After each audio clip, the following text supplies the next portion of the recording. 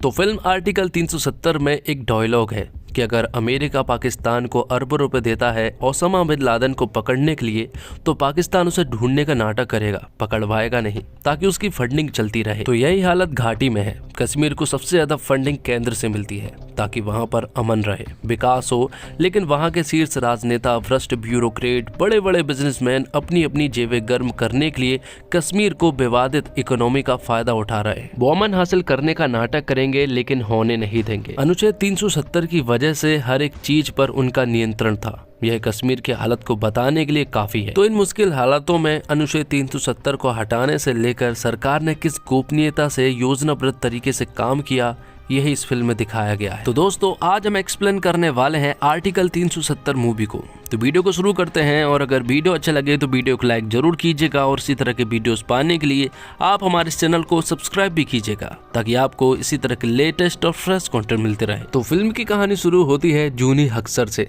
जो कि कश्मीर में आईडी की एक ऑफिसर है, और उसे हाल ही में बुरहान वानी की गर्लफ्रेंड के बारे में पता चला है। और बुरहान वानी की गर्लफ्रेंड के द्वारा जूनी हक्सर को पता चल जाता है कि बुरहान वानी कहाँ पर ठहरा हुआ है। जूनी के पास कंफर्म इंटेल थी, और जब वो अपने बड़े अधिकारी खावर अली से बुरहान वानी को पकड़ने के लिए परमिशन लेती है, तो वो उससे साफ मना कर देते हैं कि वो ऐसा कोई भी कदम ना उठाए। जूनी उन्हें बताती है कि उनके पास ये बहुत ही अच्छा मौका है बुरहान को पकड़ने का, लेकिन वो साफ मना कर देते हैं। लेकिन जूनी ये मौका खोना नहीं चाहती थी, इसलिए वो अपने एक दोस्त यश चौहान के पास जाती है, जो कि सीआरपीएफ का एक सोल्जर है। वो उसके पास जाती है और उसे बुरहान वानी के अड्डे के बारे में बताती है, और रात होते ही वो लोग अपनी पूरी की पूरी टीम के साथ उस जगह पर पहुंच जाते हैं, जहां पर कि उन्हें पूरा आइडिया है कि यहाँ पर महिलाएं और बच्चे भी हो सकते हैं। और फिर थोड़ी देर के बाद बुरहान वानी अपने लोगों के साथ जूनी की टीम पर हमला कर देता है और गोलियां बरसाना शुरू कर देता है। लेकिन आखिर में जूनी ने यहाँ पर बुरहान वानी को मार डाला था। जूनी ने ये बहुत ही अच्छा काम किया था, जिसके बारे में वो अपने ऑफिसर खावर अली को भी इसके बारे में बताती है। लेकिन खावर अली जूनी से कहते हैं कि उसने ये बहुत ही गलत किया। बुरहान वानी कश्मीर का एक आतंकी संगठन हिजबुल मुजाहिदीन का कमांडर था, और कश्मीर के लोग तो उसे फ्रीडम फाइटर समझते थे, जिस वजह से उनके दिल में आक्रोश था। तो उन्होंने एक प्लान रचा, और इस प्लान की शुरुआत याकूब शेख ने की थी। वो बुरहान वानी की जान को इस तरह से जाया नहीं कर सकते थे, इसलिए उसने अपने लोगों को सड़कों पर लेकर आके और लोगों ने पथराव शुरू किए, आग लगाना शुरू कर दिया, और फिर एक नए बुरहान वानी का जन्म हुआ, जो कि उसका बड़ा भाई था, जिसका नाम खालिद मुजफ्फर वानी था। और उसने धीरे धीरे कर कश्मीर के दिल और दिमाग पर कब्जा करना शुरू कर दिया। और याकूब शेख को भी बहुत ही अच्छे से मालूम था कि मुजफ्फर वानी की जगह अगर कोई ले सकता है तो वो खालिद ही है। तो इस तरह से कश्मीर के लोगों का ब्रेन वॉश हुआ, और वो खालिद की अब सारी बातें मानने लगे थे। भाई जूनी ने आईडी के ऑफिसरों के बिना परमिशन के बुरहान वानी को मार दिया था, जिस वजह से उसका ट्रांसफर दिल्ली में कर दिया जाता है। ये देखकर जूनी को बड़ा बुरा लगा था, क्योंकि उसके सपोर्ट में कोई भी नहीं था। जिसके बाद राजेश्वरी स्वामीनाथन को दिखाया जाता है, जो कि पीएमओ सचिव है, और उसे कश्मीर की हालत के बारे में बहुत ही अच्छे से मालूम है कि बुरहान वानी के जाने के बाद वहाँ की हालत किस तरह से बिगड़ी है। हाल फिलहाल में सरकार सिर्फ ये चाहती है कि कश्मीर में शांति रहे और वहाँ पर सब कुछ कंट्रोल रहे, इसलिए कश्मीर के मुख्यमंत्री और पूर्व मुख्यमंत्री को बुलाया जाता है। तो तब की मुख्यमंत्री का नाम परवीना अंद्रावी है, और वहीं पूर्व मुख्यमंत्री का नाम सलाउद्दीन जलाल है। तो प्रधानमंत्री जी इन दोनों से ही बैठक करते हैं, और उनसे पूछते हैं कि आखिर कश्मीर में किस तरह से शांति लाई जाए, और कश्मीर की शांति को लेकर ठोस कदम भी उठाने को कहते हैं। जिसके बाद जलाल जो है वो जूनी से मिलता है, और जलाल जूनी को जानता है। वो कहता है कि तुम्हारे पिता बैंक में काम किया करते थे, और फ्रॉड के कारण उन्होंने सुसाइड कर ली थी। और ये सुनकर जूनी को बहुत ही ज्यादा बुरा लगा था। अब आगे हम देखते हैं कि राजेश्वरी जूनी से मिलने के लिए जाती है। राजेश्वरी कहती है कि अगर मैंने तुम्हें फिर से कश्मीर भेज दिया तो तुम क्या करोगी,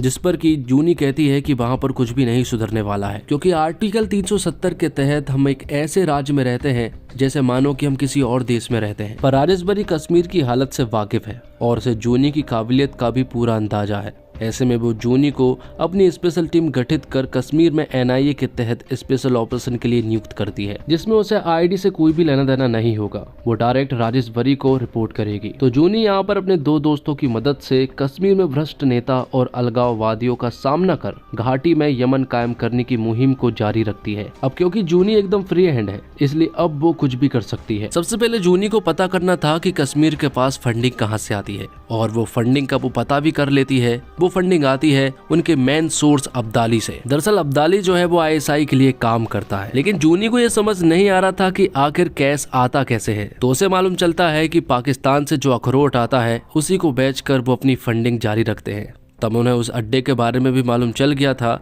तब यहाँ पर जूनी जो है वो उस जगह पर पहुंच जाती है और वहाँ का सारा सामान जो है वो जब्त कर लेती है। वहाँ पर बहुत सारा पैसा भी था। तो जूनी को बहुत ही अच्छे से मालूम है कि इन सब के बारे में खावर अली को बहुत ही अच्छे से मालूम है, इसलिए वो खावर अली के पास जाती है और उससे अब्दाली के बारे में पूछती है। लेकिन खावर अली उसे कुछ भी नहीं बता रहा था। लेकिन आखिरकार जूनी के सामने खावर अली को बताना ही पड़ता है अब्दाली के बारे में। और अब्दाली के बारे में जैसे ही जूनी को मालूम पड़ता है तो वो तुरंत ही अपनी पूरी टीम के साथ अब्दाली के अड्डे पर पहुंच जाती है और उसे अरेस्ट कर लेती है। अब्दाली उनसे कहता है कि अगर तुम 25 मिनट के अंदर यहाँ से नहीं निकले तो फिर मुझे यहाँ से कोई भी नहीं ले जा सकता है। और देखते ही देखते यहाँ पर भीड़ जमा हो जाती है और जूनी की पूरी टीम के ऊपर अटैक हो जाता है। सभी लोग उस गाड़ी के ऊपर चढ़ चुके थे और अब वो अब्दाली को यहाँ से नहीं ले जा सकते थे। जिसके बाद चौहान के दिमाग में एक आइडिया आता है और वो यहाँ पर अब्दाली को गाड़ी के सामने बांध देता है, जिसके कारण सभी पत्थरबाजों को दूर हटना ही पड़ता है। और इस तरह से वो लोग अब्दाली को अपने साथ ले जा लेते हैं। तो अब यहाँ पर परवीना और मिस्टर जलाल को ऐसा लग रहा था कि शायद उनके कंट्रोल में अब कुछ भी नहीं बचा है, इसलिए वो लोग आज ही सरकार बनाने का डिसाइड करते हैं ताकि सब कुछ उनके कंट्रोल में हो जाए। उन्होंने सारे मिनिस्टर को बांट लिए थे और वो डिसाइड करते हैं कि वो आज के आज ही सरकार बनाएंगे। लेकिन इससे पहले कि वो लोग सरकार बना पाते यहाँ पर राष्ट्रपति शासन लग जाता है और राष्ट्रपति शासन के तहत कोई भी राज्य सरकार जो है वो सरकार नहीं बना सकती है, जिस वजह से मिस्टर जलाल और परवीना मैडम को रुकना पड़ता है। अब कश्मीर के जेल में अब्दाली ठीक से नहीं रह रहा था, जिस वजह से राजेश्वरी कहती है जूनी से कि उसे दिल्ली लेकर आ जाओ। और यहाँ पर जूनी के सामने राजेश्वरी बताती है कि वो लोग कुछ बड़ा करने वाले हैं। राजेश्वरी ने जब जूनी से बात की तो जूनी को ये बात तो समझ में आ गई थी कि भारत सरकार जो है वो कुछ बड़ा करने वाली है। और लेकिन ये सारी खबर जो है वो लीक भी हो चुकी थी, जिस वजह से कश्मीर के जो आतंकी है वो चुपचाप नहीं बैठने वाले थे। इसलिए वो लोग भी प्लान बनाते हैं और लोगों को भड़काना शुरू करते हैं। और फिर 14 फरवरी 2019 को पुलवामा में एक बहुत ही बड़ा अटैक होता है। वो अटैक था CRPF के जवानों पर और उस अटैक में पुलवामा में 40 जवान शहीद हो जाते हैं। और इस दिन को देश आज भी ब्लैक डे के रूप में मनाता है। और जो 40 जवान शहीद हुए हैं उन CRPF के जवानों में यहाँ पर जूनी का दोस्त यश चौहान भी शामिल था। लेकिन पुलवामा अटैक के बाद एयरफोर्स के द्वारा ये बदला तो ले लिया गया था, लेकिन जिन लोगों ने ये किया है उसका बदला भी लेना बाकी था। तो राजेश्वरी यहाँ पर जूनी को बताती है कि उन्हें पुलवामा की एक सॉलिड लीड मिली है और उन्हें याकूब शेख के बारे में पता चल गया है। ये पता लगने के बाद जूनी तुरंत ही अपनी टीम के साथ याकूब शेख को पकड़ने के लिए निकल पड़ती है और उसे अपनी हिरासत में ले लेती है। याकूब शेख कहता है कि NIA जब बना भी नहीं था तब से कोई भी मुझे पकड़ नहीं पाया है, लेकिन आज जूनी ने उसे पकड़ लिया है और वो उसे खिड़की से नीचे टांग देती है और सब कुछ उगलवा लेती है कि वो लड़का कौन था जो कि CRPF के जवानों से अपनी रेड वैन को लेकर टकरा गया था। यहाँ पर याकूब शेख उसे बताता है कि वो 20 साल का लड़का था और वो हाल ही में जेल से छूटा है और उसे छुड़ाने में खावर अली ने मदद की थी। ये सुनने के बाद जूनी को बहुत ज्यादा गुस्सा आता है। वो तुरंत ही खावर अली के पास पहुंचती है, उसे वो बहुत ही ज्यादा सुनाती है और यहाँ पर जूनी जो है खावर अली को सस्पेंड भी कर देती है, क्योंकि खावर अली की वजह से ही CRPF के वो 40 जवान शहीद हुए हैं। आगे हम देखते हैं कि प्रधानमंत्री जी जो है वो एक बैठक करते हैं जिसमें गृह मंत्री अमित शाह भी मौजूद थे।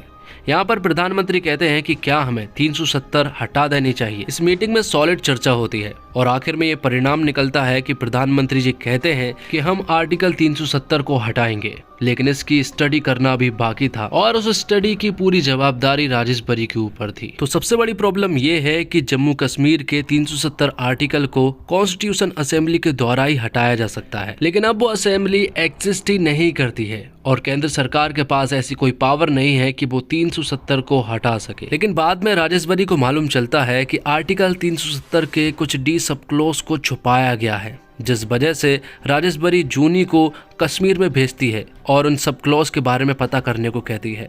वहाँ जाकर जूनी जो है वो पता करने लगती है और उन्हें उन डी सब क्लॉज के बारे में पता चल जाता है जो कि केंद्र सरकार से छुपाए गए थे। लेकिन जब जूनी और उसका दोस्त वापस लौट रहे होते हैं तभी उनके ऊपर एक यहाँ पर अटैक होता है, लेकिन यहाँ पर जूनी उनसे किसी तरह से बचकर निकल जाती है। तो 370 के जो डी सब क्लॉज है उनको पढ़ने के बाद राजेश्वरी को मालूम चलता है कि डी सब क्लॉज के द्वारा ऐसा नियम है कि राष्ट्रपति चाहे तो इस नियम को हटा तो नहीं सकता है, लेकिन राष्ट्रपति चाहे तो वो इस नियम को बदल सकता है। तो अब आर्टिकल 370 को हटाने का तोड़ तो उन्हें मिल चुका था, लेकिन सबसे पहले ये बिल जो है राज्यसभा में पास होने वाला था, क्योंकि लोकसभा में तो ये बिल पास हो ही जाएगा, लेकिन राज्यसभा में हमारी संख्या कम है, इसलिए इस बिल को सबसे पहले राज्यसभा में प्रस्तुत करना होगा, जिसकी पूरी जवाबदारी प्रधानमंत्री जी अमित शाह के ऊपर छोड़ते हैं। दूसरी तरफ कश्मीर में कर्फ्यू लगा दिया गया था। सभी को मालूम चल चुका था कि 5 और 6 अगस्त को कुछ न कुछ बड़ा होने वाला है, और जूनी भी ये बात जानती है कि कुछ न कुछ तो जरूर कश्मीरी लोग बड़ा कर सकते हैं,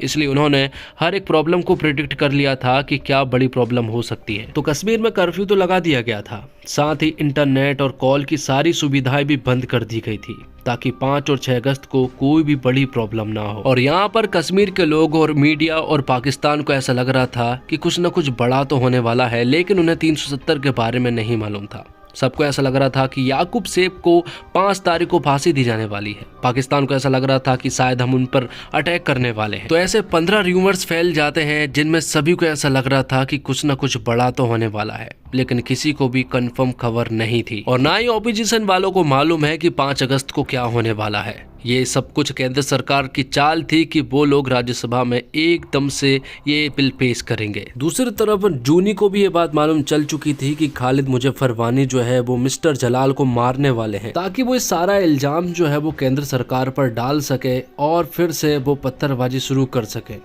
और फिर से वो सभी को एक करके केंद्र सरकार की नाक में दम कर सके, जिस वजह से उन लोगों ने मिस्टर जलाल के ऊपर अटैक भी कर दिया था। दूसरी तरफ हम देखते हैं कि अमित शाह जी जो हैं वो राज्यसभा में अपना बिल पेश करते हैं, लेकिन यहाँ पर एक सॉलिड बहस होती है क्योंकि ऑपोजिशन वाले इन सब के लिए साफ इनकार कर रहे थे। तो वहीं दूसरी तरफ खालिद मुजफ्फर वानी के आतंकी जो है वो जूनी की टीम पर अटैक कर देते हैं और उनका निशाना सिर्फ और सिर्फ मिस्टर जलाल थे। उन्हें बस किसी भी हालत में उन्हें मारना था, लेकिन यहाँ पर जूनी अपनी पूरी टीम के साथ डटकर सामना करती है और आखिर में वो खालिद मुजफ्फर वानी को मार देती है। और यहाँ राज्यसभा में सॉलिड बहस चल रही थी और फिर सिर्फ एक ही रास्ता बचा था और वो रास्ता वोटिंग का था। तब 187 सांसद मेंबरों की वोटिंग की जाती है और 187 वोटों में से 125 वोट जो है वो अमित शाह जी के पास आते हैं। मतलब कि 125 लोग चाहते हैं कि आर्टिकल 370 जो है वो हट जाए और इस तरह से राज्यसभा से ये बिल पास हो जाता है। तो दोस्तों, शुरुआत में फिल्म धीमी लगती है, साथ में बहुत ज्यादा किरदार पेश किए गए हैं जिसमें ये समझने में दिक्कत होती है कि कौन क्या है,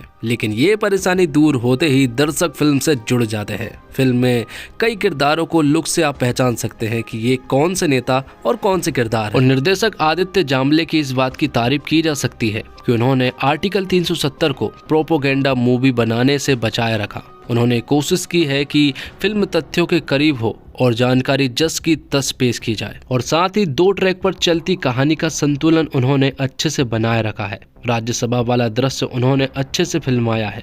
एक्शन सीन लंबे हैं जिससे फिल्म की लंबाई थोड़ी सी बढ़ गई है। मीडिया वाले सीन कहानी में विशेष प्रभाव नहीं जोड़ते हैं। इंटरवल उन्होंने ऐसे सीन पर किया है जो दर्शकों पर गहरा असर छोड़ता है। और यामी गौतम लगातार अलग अलग किरदारों में अपनी एक्टिंग के जरिए प्रभावित कर रही है। आर्टिकल 370 में भी उन्होंने अपने किरदार को बेहतरीन तरीके से अदा किया है। उन्होंने एक्शन सीक्वेंस भी भरपूर किए हैं और प्रिया मणि ने गरिमापूर्ण तरीके से अपने किरदार का निर्वाह किया है। और होम मिनिस्टर के रूप में किरण कर्माकर जमे हैं, जबकि प्राइम मिनिस्टर के रूप में अरुण गोविल नजर आए हैं। आर्टिकल 370 के इतिहास के बारे में फिल्म कम जानकारी देती है, लेकिन इसे कैसे हटाया गया इस पर फोकस ज्यादा करती है। और इस फिल्म में इस बात पर प्रकाश डाला गया है कि केंद्र सरकार ने अनुच्छेद 370 हटाने से पहले कैसे जम्मू कश्मीर संविधान की जांच की, उन खामियों की पहचान की जिससे अनुच्छेद 370 को निरस्त करने में मदद मिली। एक पुराने सरकारी पुस्तकालय से प्राप्त 1954, 1958 और 1965 के दस्तावेजों से महत्वपूर्ण चूक पता चला, जिससे जम्मू कश्मीर से अनुच्छेद 370 को काफ़ी पहले हटाया जा सकता था। इस फिल्म की कहानी आदित्य धर ने मोनल ठाकुर के साथ मिलकर लिखी है। फिल्म के निर्देशक आदित्य सुहास जाम्बले ने फिल्म की कहानी के जरिए देशभक्ति की उत्तम भावनाओं को पर्दे पर पूरी तरह से पेश करने में सफल रहे हैं। तो भाई यामी गौतम का काम इस फिल्म में इतना दमदार है कि आर्टिकल 370 को उनकी करियर की बेस्ट परफॉर्मेंस कहा जा सकता है। क्लोज एप्स में उनकी आंखें, चेहरे के एक्सप्रेशन और आवाज बेहतरीन असर करते हैं और राजेश्वरी के रोल में प्रिया मणि भी बहुत दमदार लगती है। और इसी के साथ ये एक्सप्लेनेशन यहीं पर खत्म होता है। तो दोस्तों उम्मीद करता हूँ आपको वीडियो पसंद आई होगी। वीडियो पसंद आई हो तो वीडियो को लाइक जरूर कीजिएगा और इसी तरह की वीडियोस पाने के लिए आप हमारे चैनल को सब्सक्राइब भी कीजिएगा, ताकि आपको इसी तरह के लेटेस्ट और फ्रेश कंटेंट मिलते रहे। मिलते हैं एक और कमाल की वीडियो के साथ, तब तक के लिए आप हमारे चैनल के साथ बने रहिए। धन्यवाद। जय हिंद, जय भारत, जय श्री राम।